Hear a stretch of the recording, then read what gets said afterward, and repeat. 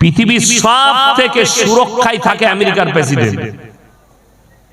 তার যে গাড়িটা আছে, তার গাড়িতে বোমা লাগবে না, মিসাইল লাগবে না, গুলি তো কথাই নাই, তার ধারে কাছে যাবে না।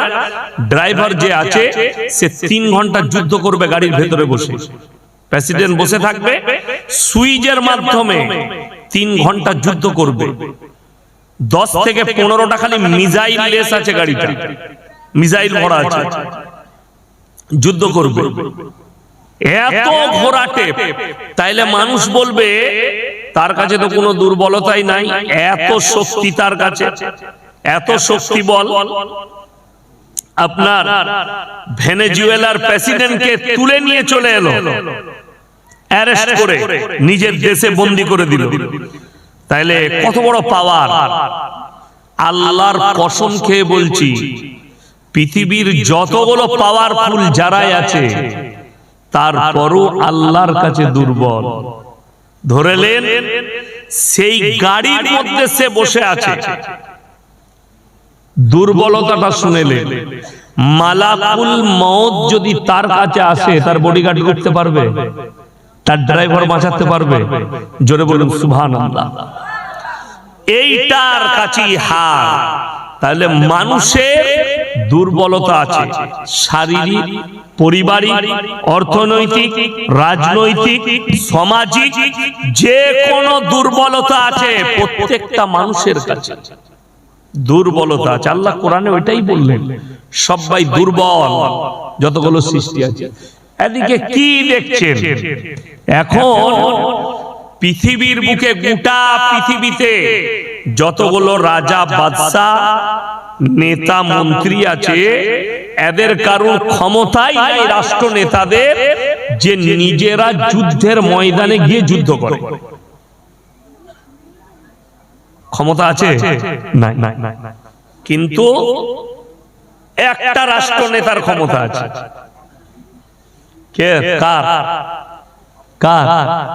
জানেন কার? সে হচ্ছে কিম জং উন, কুংফু মাস্টার, ফাইটার। সে হচ্ছে ফাইটার। তারপরও বলছি, তার শরীরের যা অবস্থা, সে আর যুদ্ধ করতে পারবে না।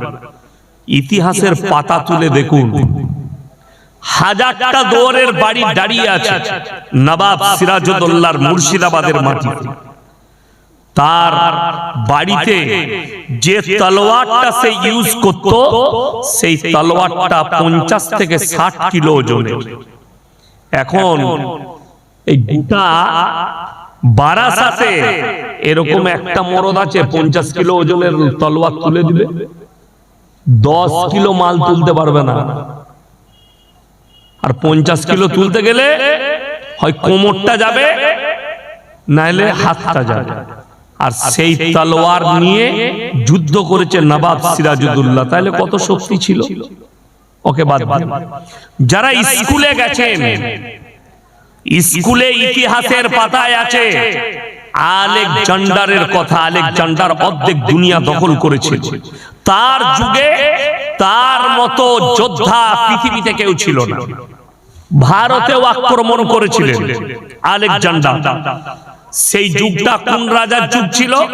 তখন ভারতের যিনি রাজা ছিলেন, রাজার নাম হচ্ছে রাজা পুরু। তার ব্যবহার, আখলাক, চরিত্র, হিন্দুদের রাজা এত ভালো ছিল, আলেকজান্ডার আর যুদ্ধ করেন। তার ব্যবহার দেখে, আখলাক, চরিত্র দেখে ছেড়ে চলে গেছে। আমি এত বলার পর তোমরা আবার দাঁড়াবে ওখানে? ওই আচ্ছা লোক বটে তো। কমিটির ছেলেকারা আছো, আমি তোমাদেরকে কিন্তু একবার ছিলব, এখানে যেন কেউ না দাঁড়ায়। তোমাদের দায়িত্ব পেছনে বসে থাকো, যে আসবে ধরে বস করি দাও, আর নাহলে ঘর পাঠিয়ে দাও। খাবার সময় আসবে, লাস্টে আসবে, যখন তাবারুক দেওয়া হবে তখন আসবে, খাবে। এখন ঘরে গিয়ে ঘুমাও। আর যদি জলসা শুনবো বলো তাহলে বসো, দাঁড়াবে না। চলুন। এই আলেকজান্ডার আজকে এখন আছে না শেষ? কথা বলা আছে তো, আলেকজান্ডার আছে এখন দুনিয়াতে। তার রাজত্ব আছে? নাই। কে শেষ করলো? আল্লাহ। তাদের কোনো অস্তিত্ব নাই, মিটে গেছে। তাইলে যে মিটে যাচ্ছে, যে মিটে যাবে, সে কখনো শক্তিশালী নয়। যে মিটবে না সেই হচ্ছে শক্তিশালী। আল্লাহর কসম, পৃথিবীতে আল্লাহর থেকে শক্তিশালী পৃথিবীতে কেউ নাই। কেন? সবাই আমরা সৃষ্টি, আর আল্লাহ হচ্ছেন সৃষ্টিকর্তা। সবাই আল্লাহকে ভয় খাবো? জোরে বলুন ইনশাআল্লাহ। ভয় পুলিশকে খাওয়া যায় না, পুলিশকে রেসপেক্ট করতে হয়। মন্ত্রীকে ভয় খাওয়া নয়, মন্ত্রীকে রেসপেক্ট করবেন। দেশের প্রধানমন্ত্রীকে রেসপেক্ট করুন, সম্মান। ভয় কিন্তু আল্লাহকে খাবে। ভয় কাকে খেতে হবে? আল্লাহকে। বাকি যারা দামি দামি চেয়ারে বসে আছে আপনি রেসপেক্ট করুন, বাম্মাকে রেসপেক্ট করুন। ভয় কিন্তু আল্লাহকে খেতে হবে। ভয় কাকে? আল্লাহ। আমাদের সমাজের অনেক লোক আছে পাড়ার লোকের ভয়ে নামাজ পড়ে। লোকরা আমাকে খারাপ বলবে, তাতে গিয়ে মাথাটা ঠুকিয়ে আছে। তো সেই নামাজটার কতটা দাম হবে আপনারা বিবেচনা করেন। আর একটা আল্লাহর ভয়ের নামাজ, যে আমার জন্য নামাজ তো একদম ফরজ, আমাকে পড়তেই হবে, সেই নামাজ। দুটো নামাজের মধ্যে পার্থক্য আছে, অনেক পার্থক্য।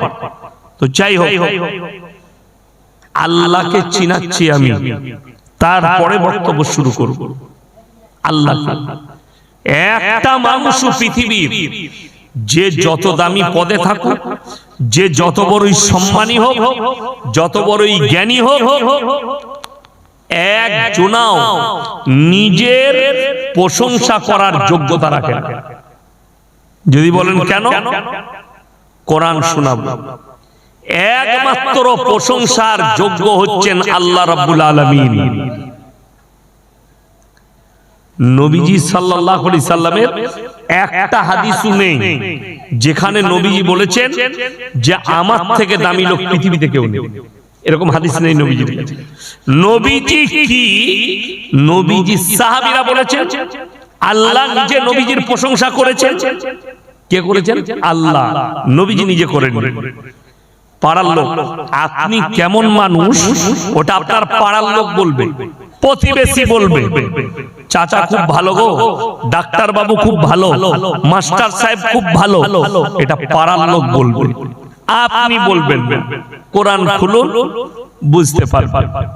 আল্লাহ তাআলা একমাত্র নিজের মানুষের যোগ্যতা কতটা, আল্লাহ মানুষকে কেমন সৃষ্টি করেছেন, আর এই মানুষের শক্তি কতটা। এরা যদি মনে করে যে আমি সিজদায় পড়ব, বারাসাত নয়, কলকাতা নয়, ২৪ পরগনা নয়, গোটা পৃথিবীর বর্তমানে যতগুলো মানুষ আছে সবাই যদি সিজদায় পড়ে আল্লাহর প্রশংসা করব মনে করে, শেষ করব করে, আল্লাহর কসম পারবেন। কেন? আল্লাহ কোরআনে বললেন, সূরা কাহাফ। কোন সূরা বললাম? এ কথা বলেন, কোন সূরা? সূরা কাহাফ। একবারই শেষ আয়াতের আগের আয়াত। কুল লাউ কানাল বাহরু মিদাদান লিকালিমাতি রাব্বি লানাফিদাল বাহরু ক্বাবলা আন তানফাদা কালিমাতু রাব্বি ওয়ালাউ জিনা বিমিসলিহি মাদাদা। হে আমার নবী, পৃথিবীর মানুষকে বলে দাও, যতগুলো সমুদ্র আছে সব পানিগুলো যদি আমি কালি করে দিই, কলমের কালি, আর পৃথিবীর মানুষ আল্লাহর প্রশংসা লিখতে যদি শুরু করে, সব কালিগুলো শেষ হয়ে যাবে। আবার আমি অতটাই দেব, সেটাও শেষ হবে, কিন্তু আমার আল্লাহর প্রশংসা লিখে পৃথিবীর মানুষ শেষ করতে পারবে না। জোরে শুনে বলুন সুবহানাল্লাহ। এইটাই হচ্ছেন আল্লাহ। তিনি সৃষ্টিকর্তা, আপনি সৃষ্টি।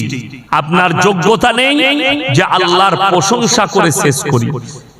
একটা নিয়ামতের শুকর আদায় যদি একটা মানুষ নিজের 70, 80 বছর, 100 বছরের জীবনীটা সিজদায় কাটিয়ে দেয়, আল্লাহর কসম একটা নিয়ামতের শুকর আদায় করে শেষ করতে পারবে না। একটা নিয়ামতে। চলুন, এরপরে আমি বক্তব্য শুরু করব। সবাই হাত তুলে বলুন তো আমরা আল্লাহকে বিশ্বাস করব ইনশাআল্লাহ। জোরে বলুন ইনশাআল্লাহ। হ্যাঁ, আল্লাহকে বিশ্বাস করবেন। নবী মুহাম্মদ সাল্লাল্লাহু আলাইহি সাল্লামের আমরা সকলে উম্মত।